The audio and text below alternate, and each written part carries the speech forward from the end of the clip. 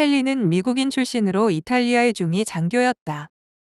1차 세계대전 중이었고 이탈리아와 오스트리아의 교전 중인 전선에서 의료 지원 임무를 맡았다. 헨리는 앰뷸런스를 몰며 부상병들을 야전병원 등으로 이송했는데 부상자들의 상태를 의사가 적어준 서류대로 분류하고 그에 맞는 치료병원들로 옮기는 임무였다. 그때는 전투가 소강 상태였다. 같은 방을 쓰는 룸메이트 리날디 중위는 외과의사 장교였다. 리날디 중위는 가까운 국군병원에서 만난 캐서린을 헨리에게 소개시켜 준다. 캐서린은 영국 여자였고 자원에서 단기 의료 지원 교육을 받고 이탈리아 전장에서 간호 업무에 배치되었지만 간호사는 아니었다. 그녀는 옛날 독일인의 별장으로 지어진 건물인데 현재 병원으로 쓰이고 있는 곳에서 일했다. 헨리는 캐서린을 처음 봤을 때에는 그다지 사랑하지 않았다. 그녀는 전 약혼자를 전투 중에 떠나보낸 적이 있었다. 그 후 자주 찾아가며 만나면서 캐서린은 헨리에게 마음을 열기 시작했다. 캐서린은 헨리에게 수호신이 보호해주는 의미로 은십자가 목걸이를 선물했다. 헨리는 전장으로 나갔고 그날 밤 아군의 포격이 개시될 것이라고 했다. 전방 근처에 앰뷸런스를 대기시키고 헨리는 부하들과 함께 참호 속에 숨는다. 곧 포격 시간이 다가오자 그 전에 먹을 것을 좀 얻기 위해 소령이 있는 막사로 갔다. 그들은 빵과 치즈를 좀 얻은 뒤 참호 속에서 식사를 했다. 잠시 후 아군의 포격이 시작되었고 강 건너 적진에서도 포탄이 날아왔다. 굉음과 섬광이 빗발쳤고 여기저기서 포탄이 터졌다. 포탄이 터지면서 몸이 붕 떴다가 내려앉았고 옆에 부하사병 중에 한 명이 포탄에 피격되는 것을 보았다. 양 다리가 날아가 버렸고 헨리는 부하사병을 옮기려고 했지만 이미 죽어 있었다. 잠시 후 포탄이 터지더니 헨리는 다리가 뜨거워지는 것을 느꼈다. 다리는 피투성이가 되었고 부하사병들에게 구조되어 구호막사로 옮겨진 헨리는 다리에 심각한 부상을 입었다. 군의관은 포탄의 파편이 다리에 여러 개가 박혀서 골절과 자상을 입었다고 했다. 헨리는 후방의 국군 병원으로 이송되었고 리날디 중위는 헨리를 진찰했다. 다행히 전투는 아군의 작전이 성공적이었고 소령은 헨리에게 은성 무공훈장을 받게 해주겠다고 했다. 은성 무공훈장의 추천서를 쓰기 위해 전투 중의 부상병들을 어떻게 얼마나 구조하였는지를 세세하게 얘기하라고 했고 헨리는 사실대로 얘기했다. 나중에 헨리는 훈장을 타게 되었다.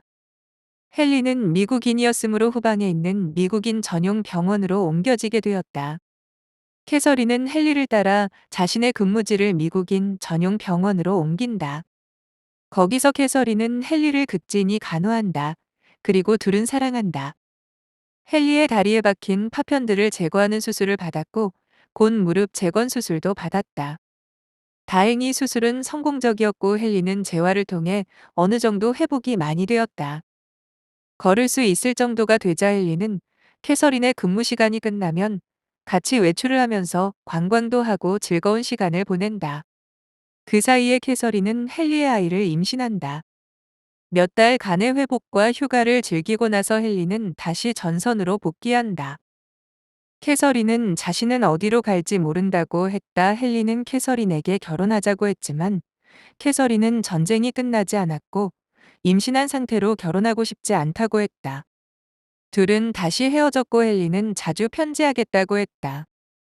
헨리가 전장에 복귀하자 전세는 많이 악화되었다고 했다. 차라리 헨리가 부상으로 인하여 휴가를 떠난 게 다행이었다고 했다.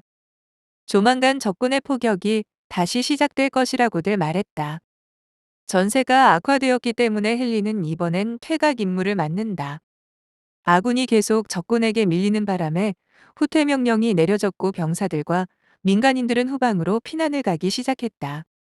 병원에 있는 물품들을 앰뷸런스 세대에 나누어 싣고 후방으로 집결하라는 임무를 받은 헨리는 부하사병인 아이모, 피아니, 보넬로와 함께 병원으로 간다. 병원은 이미 텅 비어 있었고 그들은 병원에 있는 물품들을 싣고 먹을 것도 챙긴 뒤에 앰뷸런스 세대에 나누어서 후방으로 출발한다. 하지만 도로는 퇴각하는 병사들과 피난민들로 북적거려서 도로가 마비되어 버렸다. 아이모는 자신이 운전하는 앰뷸런스에 피난민 여자 소녀 2명을 태워준다. 소녀 2명은 군인들에게 강간을 당할까봐 두려움에 떨었고 아이모는 그녀들을 안심시킨다. 그리고 피아니는 자신이 몰고 있는 앰뷸런스에 하사관 2명을 태워준다. 몇 시간째 차들은 앞으로 나가지를 못했고 도로는 꽉 차 있었다. 이때 만약 적군이 비행기로 포탄을 퍼붓는다면 오도가도 못하고 다 죽을 위험도 있었다. 그래서 헨리는 앰뷸런스 3대를 갓길로 빠지게 하고 시골길을 달려서 목적지로 향하자고 부하들에게 명령한다. 하지만 비가 많이 온 후라 시골길은 진창이 되어 있었다. 앰뷸런스 3대 중 한 대는 진흙길에 빠져버렸다. 헨리는 진흙길에 빠진 앰뷸런스를 빼내기 위해 다른 부하병들과 함께 차를 밀었다. 그래도 차가 빠지지 않자 나뭇가지를 주워오라고 하사관들에게도 명령을 내린다.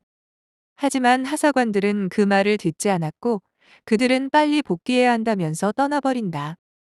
헨리는 재차 하사관들에게 명령하였지만 그들은 듣지 않았고 헨리는 권총을 꺼내어 그들을 쏜다.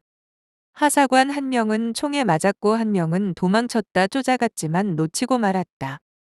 총에 맞아 쓰러진 다른 1명의 하사관을 처형시키려 했는데 보넬로가 나서서 그의 머리에 총을 쏴버린다. 그들은 앰뷸런스 1대를 버리고 근처 마을에서 식량도 보충하였고 다시 출발했다. 다시 간선 도로에 진입하였지만 도로 사정은 나아지지 않았고 그들은 앰뷸런스를 포기하고 걸어서 이동하기로 했다. 아이모가 태웠던 2소녀들도 피난민들의 대열로 떠나보낸다. 그때 그들은 독일 군모를 쓴 대열이 적이 다리 위에서 이동 중인 것을 발견한다. 그들은 독일군에게 이미 포위되었다는 것을 알고 빨리 철길을 따라 후방으로 탈출하려고 했다. 철길을 따라 걷던 중 갑자기 총소리가 나면서 아이모가 쓰러졌다. 아이모는 저격병에 의해 총에 맞았지만 헨리는 적군이 아닌 아군에게 공격당했다고 느꼈다. 적군은 빠르게 진군 중이었으므로 저격병을 배치할 이유가 없었기 때문이다. 아이모를 죽은 채 놔두고 떠났고 헨리는 아이모의 죽음을 어떻게 상부에 보고할지 생각한다. 그리고 그들은 철길 옆 낮은 비탈길로 걸어서 탈출을 하다 한 마을에 도착한다. 밤이 되었고 민가에 들어가 먹을 것을 찾았는데 그때 보넬로는 그들에게서 도망쳤다. 피아니와 단둘이 남게 된 헨리는 피아니에게 왜 너는 도망치지 않았냐고 묻는다. 피아니는 헨리를 두고 도망칠 수 없었다고 한다. 그들은 민가에서 음식과 술을 마시고 쉬다가 날이 어두워지자 다시 탈출길에 오른다. 그들 앞에 나타난 강에는 다리 위를 피난민들과 병사들이 걸어서 건너고 있었고 피아니와 헨리도 그 다리 위를 건너간다. 다리를 다 건널 때쯤 그 끝에는 헌병들이 사람들을 색출하고 있었다. 전장을 사수하지 않고 퇴각 명령을 내린 장교들을 색출해서 즉결 처형을 하고 있었다. 그리고 헨리도 장교였기 때문에 헌병들에게 붙잡혔다. 헨리는 앞 사람들이 헌병들에게 1명씩 신문을 받은 뒤 옆에서 총살을 당하는 것을 지켜보았고 나중에 탈출을 시도한다. 헨리는 강물에 뛰어들었고 헌병들은 총을 난사했지만 헨리는 떠내려가는 통나무에 몸을 숨기고 강가를 떠내려간다. 강의 하류 쪽에서 다행히 몸을 건진 헨리는 추위와 배고픔을 참으며 무작정 걸었고 어느 마을의 철도역에 도착한다. 탈영군인인 신세였기 때문에 몰래 철길에 도착하였고 열차 어느 화물칸에 대포가 경납되어 있었는데 그 칸에 몰래 들어가 몸을 숨긴다. 그 대포는 전진해 배치될 대포였고 그 열차가 출발한 후 밀라노역에 잠시 정차할 때 헨리는 열차를 빠져나왔다. 헨리는 휴가 때 자주 방문했기 때문에 밀라노를 잘 알고 있었고 거기에서 지내는 피아니스트 친구도 있었다. 그 친구 집에서 잠시 몸을 숨긴 헨리는 탈영병의 신세였기 때문에 친구의 사복을 빌려 입고 캐서린의 행방을 찾으러 다닌다. 미군 전용 병원을 찾아간 헨리는 거기서 캐서린은 다른 지역으로 옮겼다는 말을 듣고 그 지역을 열차를 타고 도착한다. 그 동네 호텔을 수소문한 끝에 캐서린은 친구와 함께 어느 작은 호텔에 머물고 있었고 헨리는 캐서린을 만나 제외한다. 캐서린의 친구 퍼거스는 같은 영국 여자였고 헨리가 나타나서 캐서린과 헤어져야 했기에 슬퍼했지만 그 둘의 사랑을 빌어준다. 헨리와 캐서린은 호텔에 머물면서 다시 사랑을 했고 캐서린은 배가 많이 불러 있었다. 즐거운 시간을 보내던 중 헨리와 친분이 있던 호텔 지배인이 헨리에게 귀뜸해준다. 내일 헌병대가 헨리를 잡으러 들이닥칠 건나고 그리고 헨리에게 보트를 빌려준다. 헨리는 캐서린에게 내일 헌병대가 들이닥칠 것이고 빨리 보트를 빌려 호수를 건너 스위스로 도망쳐야 한다고 말했다. 헨리와 캐서린은 보트에 올라탔고 호수를 건너 스위스령까지 35km를 노를 저어가야 했다. 그리고 스위스에 도착할 때 세관 보트에 걸리면 안 되었기 때문에 날이 밝기 전에 도착해야 했다. 보트에 노를 젓던 헨리는 지쳤으나 바람이 바뀌면서 순풍에 보트가 밀려갔다. 세관 보트를 보았으나 다행히 그들은 발견이 되지 않았고 스위스의 어느 작은 항구 마을에 도착한다. 그들은 도착 후 식당에서 허겁지겁 배를 채웠고 세관 직원에게 검문을 당했다. 헨리와 캐서린은 각각 미국 여권과 영국 여권을 보여주었고 스위스에 온 목적은 겨울 스포츠를 즐기기 위해서라고 했다. 검문을 통과한 그들은 스위스 휴양 마을에서 방을 얻었고 거기서 몇 달을 살았다. 캐서린의 산딸이 가까워지자 그들은 도시로 거처를 옮겼고 출산용품을 샀다. 캐서린은 여태껏 별 문제가 없이 지냈으나 의사 말로는 캐서린이 골반이 작다고 했다. 캐서린의 진통이 곧 시작되었고 그들은 병원으로 가서 캐서린은 입원했다. 캐서린은 잘 버티는 듯 하였으나 난산이 계속되었다. 마취가스를 계속 마시면서 캐서린은 고통을 이겨냈지만 의사는 자연분만이 힘드니 제왕절개를 하자고 권유한다. 헨리는 동의했고 제왕절개를 하여 아이가 나왔으나 아이는 죽어 있었다. 그리고 캐서린은 출혈이 멈추지 않았다. 헨리의 크나큰 슬픔에도 불구하고 캐서린은 세상을 뜨고 만다.